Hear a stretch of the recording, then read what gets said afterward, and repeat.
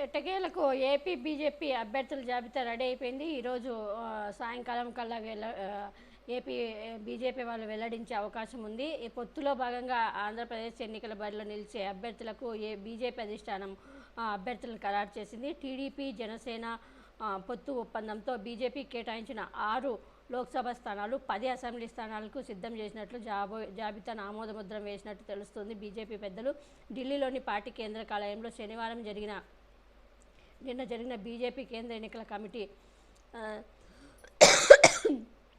సమావేశంలో గత కొన్ని రోజులుగా రాష్ట్ర నాయకత్వం కసరత్తు చేసి సిద్ధం చేసిన అభ్యర్థుల జాబితాపై కులంకుశంగా చర్చించారు. దీనికి పురంధేశ్వరి తర్వాత సోము వీర్రాజు కూడా అటెండ్ అయ్యారు. ఇక నేడు మరోసారి పార్లమెంటు బోర్డు సమావేశమయ్యే అవకాశం ఉంది. ఈరోజు సాయంత్రానికల్లా ఫైనల్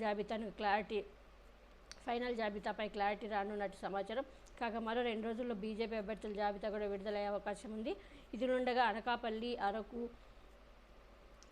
అరకు, రాజమండ్రి, నర్సాపురం, రాజంపేట, తిరుపతి పార్లమెంటు స్థానాలకు అభ్యర్థులను ఖరారు చేసినట్లు తెలుస్తుంది.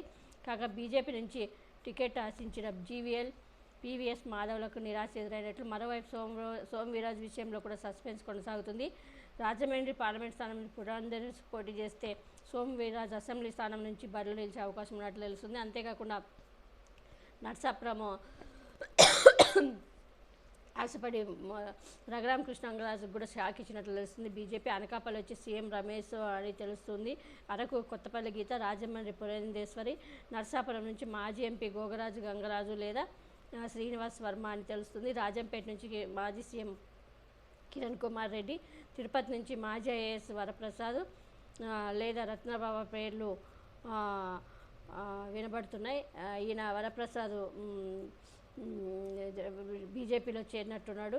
ఈయనకి ఇస్తారేమో తెలియదు. మరి రత్నప్రభ పేర్లు ఉన్నట్టు తెలుస్తుంది. ఇదంతా వీళ్ళందరూ కూడా చాలా వరకు చంద్రబాబు నాయుడుకి సంబంధించిన వాళ్ళే ఉన్నారు. అసలైన బీజేపీ వాళ్ళకి టికెట్ రాకోకుండా చంద్రబాబు నాయుడు చక్రం తిప్పాడు అనడంలో సందేహమే లేదు. మరి ఇది బీజేపీ మళ్ళీ మోసపోతూ ఉంది. మరి ఎప్పుడు తెలుసుకుంటుందేమో.